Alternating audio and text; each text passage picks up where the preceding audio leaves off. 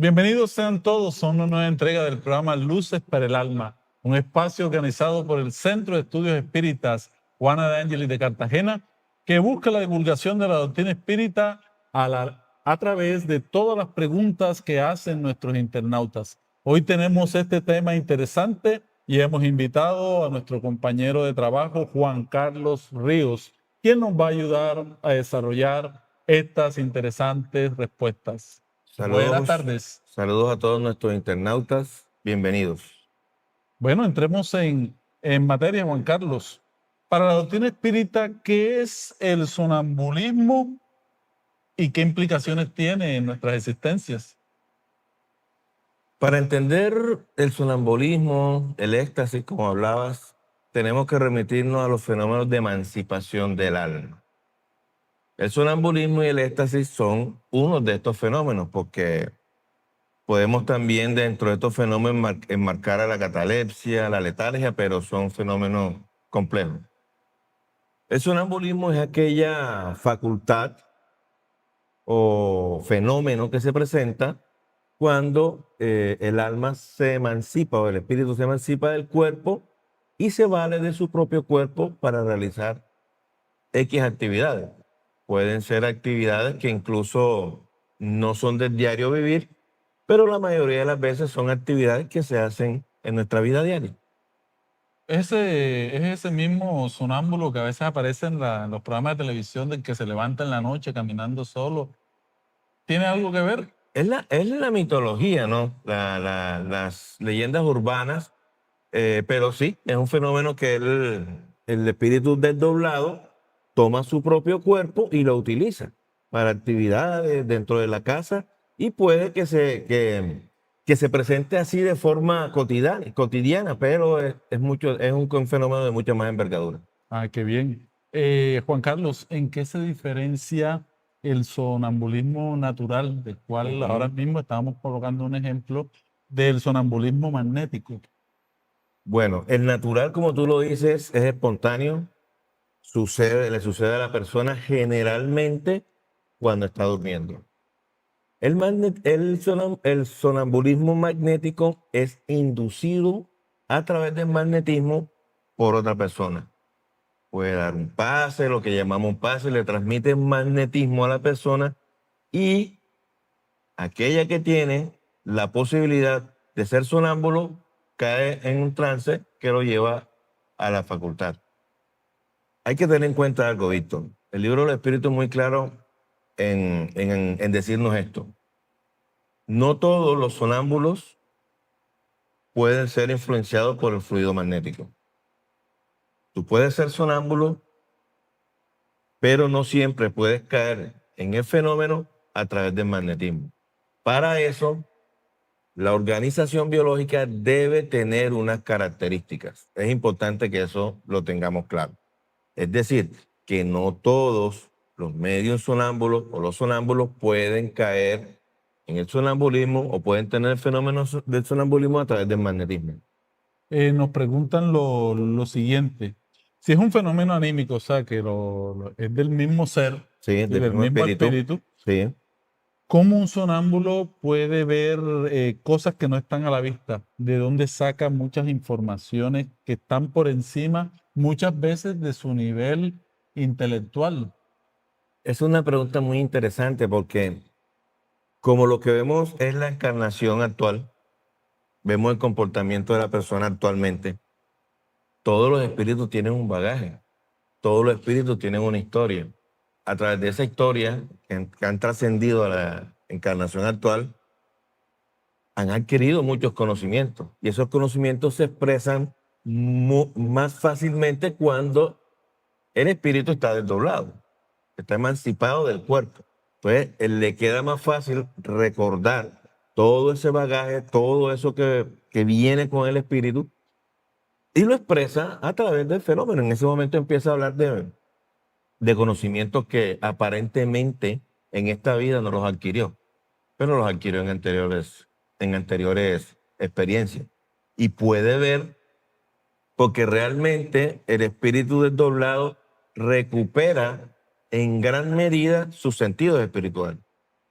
Entonces, es el alma que desdoblada, el espíritu desdoblado, puede trasladarse, puede ver más allá de la materia, que es la que obnubila los sentidos físicos. Pero la materia no obnubila los sentidos espirituales. La idea de este programa es abrir unas puertas para el conocimiento, para que sigan muchas más inquietudes. De hecho, cada uno de estos ítems del día de hoy tiene todo un desarrollo en el libro de los medios, al cual invitamos que todos los internautas accedan. Más También tenemos, profundamente en el libro de los medios, ¿no? exacto. ¿Qué es el éxtasis y en qué se diferencia entonces ahora del sonambulismo? Bien, como hablábamos al principio, hablábamos de los fenómenos de emancipación del alma. Pero hay unos gradientes. ¿En qué consiste el gradiente? En, en la separación más cercana o lejana que tenga el espíritu con su cuerpo. El sonambulismo, el espíritu aún mantiene un contacto muy estrecho, a pesar de que está emancipado, tiene un contacto aún muy estrecho con el cuerpo. En el éxtasis, la separación es mucho más completa. No al punto, porque la separación completa o radical es la muerte, pero en el éxtasis mantiene un contacto mucho más alejado, digámoslo así, del cuerpo. Por lo tanto, el éxtasis es un fenómeno de emancipación del alma más profundo, que incluso en estos estados el espíritu se puede trasladar a mundos superiores, incluso temporalmente, para poder vislumbrar aquello que puede lograr si evoluciona. Y tiene unas situaciones también riesgosas que también el libro de los espíritus nos lo menciona. Y ahora precisamente es la pregunta que te vamos a hacer, o sea, ¿qué riesgos tiene el éxtasis si no se interpreta correctamente? El éxtasis tiene un riesgo, y es que si el espíritu que está viviendo la experiencia no tiene la conciencia de la vida, va a tratar en algunos casos de completar la separación del espíritu del cuerpo. Y eso sería fatal. Muchas veces, por lo que está viendo, tiene un impacto tan fuerte en él, por las experiencias que está viviendo, que son generalmente buenas, pretende quedarse allá, porque ve familiares, personas que ama, y cree que separándose del cuerpo va a estar con esa persona, pero es todo lo contrario. Es todo lo contrario, porque eso sería una especie de suicidio. Y esto realmente lo alejaría de esas personas.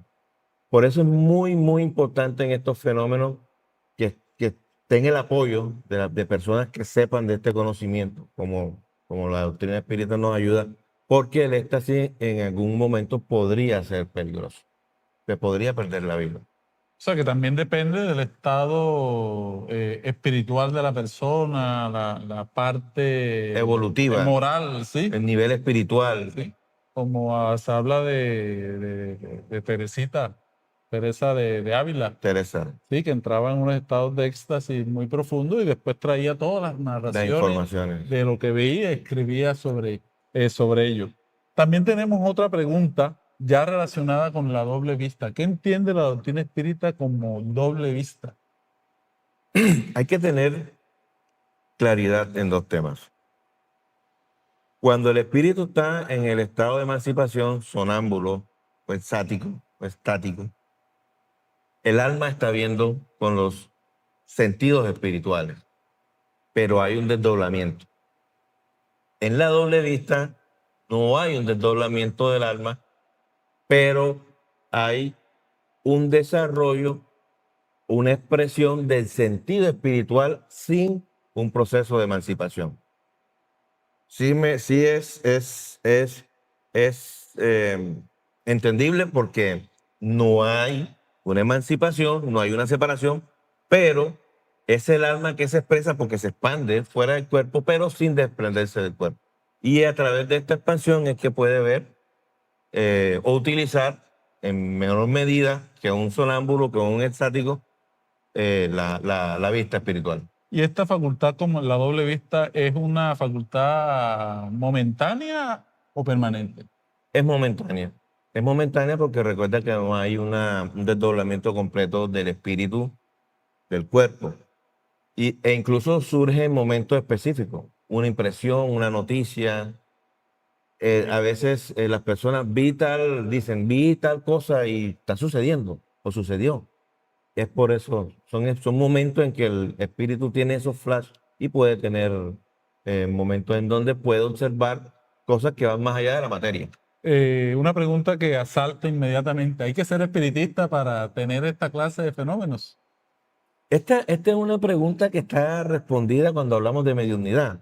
La mediunidad y estos fenómenos son característicos del ser humano, son característicos del espíritu. Todos somos espíritus.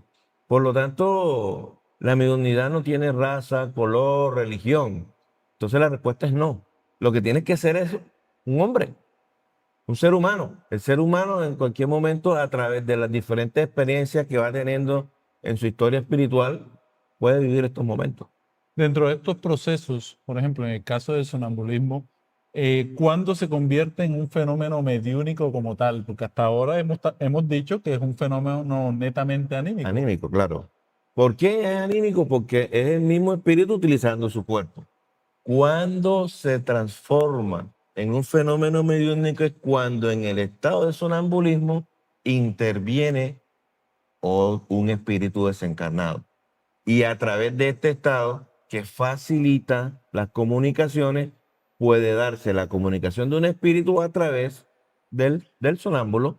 Entonces ahí ya es un fenómeno mediúnico, porque en ese estado está sirviendo de intermediario a un espíritu que está desencarnado. Interesante la apreciación y esto nos ayuda a entender que la base del fenómeno mediúnico es el fenómeno anímico como Claro, tal. claro.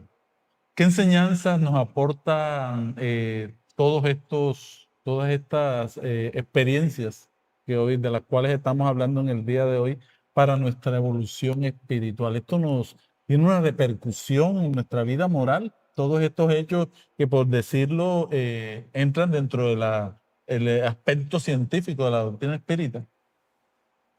Todo fenómeno espiritual tiene unas implicaciones morales en nosotros. Porque como bien decías y bien preguntabas, esta experiencia la vive cualquier persona, en cualquier lugar del mundo, en cualquier raza, en cualquier momento.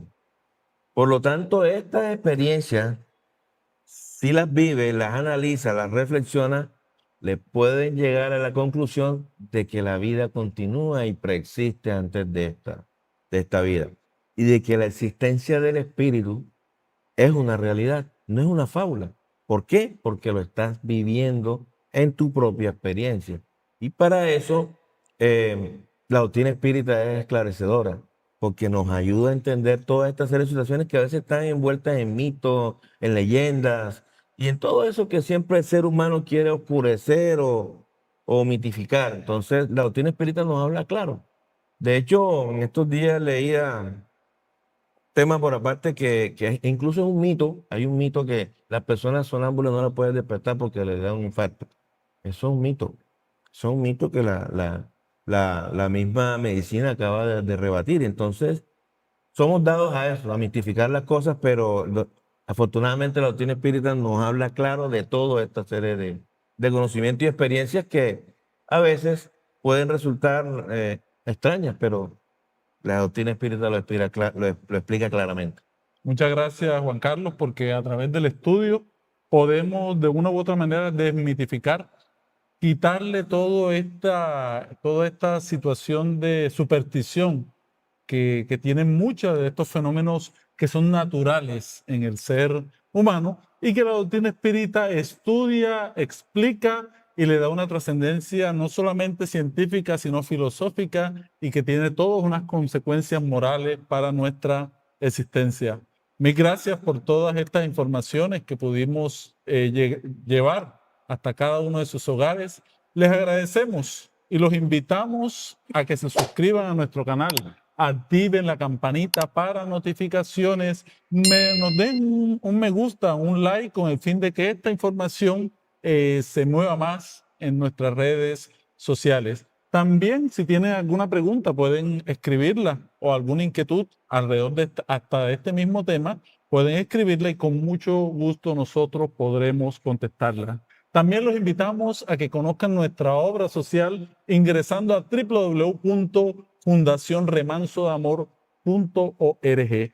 Mil gracias por su sintonía y hasta una próxima oportunidad en Luces para el Alma. Hasta pronto.